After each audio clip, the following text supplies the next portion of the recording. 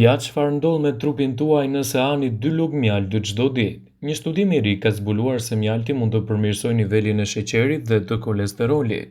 Megjithatë, disa lloje mund të jenë më të mirë se sa të tjerët.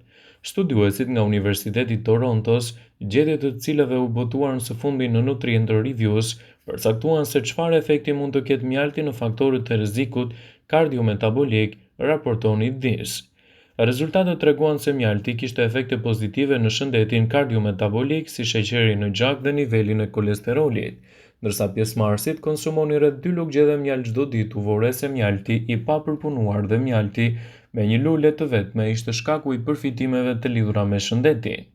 Mjalti është një zgjidhje shumë e mirë ushqyese, i cili mund të japë rezultate të kënaqshme për organizmin.